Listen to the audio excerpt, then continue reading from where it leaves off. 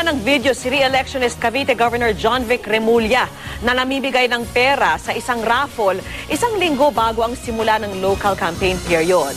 Wala raw nakikitang masama rito ang gobernador pero ang kampo ng makakalabang si Cavite Representative Ayong Maliksi desididong maghain ng reklamo. Saksi si Julio Segovia. Mistulang game show ang programang nakuna ng isang taga-Cavite sa Dasmariñas City. Isang linggo bago ang opisyal na pagsisimula ng local campaign period. Mismong si re-electionist Governor John Vic Remulla ang nakunang nag-abot sa mga nabubunot sa raffle ng premyong mula 1,000 hanggang 10,000 piso. Hindi na ito ikinailan ni Remulla. Wala raw siyang nakikitang masama sa raffle na hindi na raw isinagawa ng magsimula ang kampanya ng mga lokal na kandidato nitong Sabado de Gloria. Under the Comelec rules, bawal lang yan basta campaign period itself. But during that time, hindi pa naman campaign period. It started March 31, March 29. March 29. That happened before March 29. So there was nothing illegal about it. Ayon pa kay Remulla, paraan lang din daw ito para makasalamuha niya ang mga Caviteño. Ayun ang best venue, yung live face-to-face na ginagawa namin. So every day we'd have an audience of 3,000, 4,000. And it's a good way to explain ourselves. Are you still doing that? No, bawal na yan. Bawal na yan. We stopped March 25, I think. Pero hindi kumbinsido rito ang kalaban niya sa pagkagobernador na si Congressman Ayong Maliksi. Ginagawa pa rin nila. Sinasabi na walang masama yung mga i-week before election. Election period na eh. Wala namang kalamidad eh. Walang kalamidad. Wala namang anumang mga pangyari na mimigay ka. Ano ibig sabihin noon? Kaya pinag-aaralan na raw ng kampo ni Maliksi na maghain ng reklamo laban sa partido ni Remulla.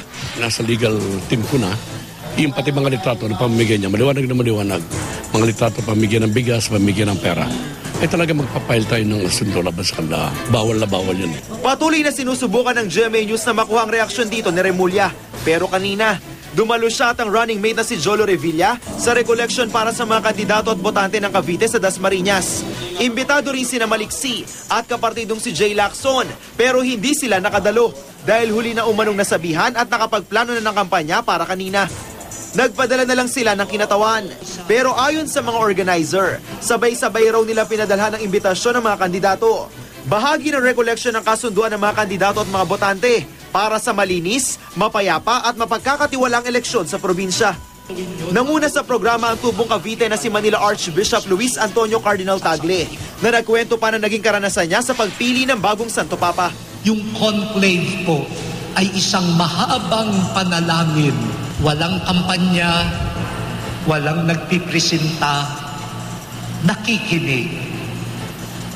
At sa takdang araw, merong nahalal at tuloy ang buhay. Hindi naman nagpoprotesta si Pope Benedict XVI.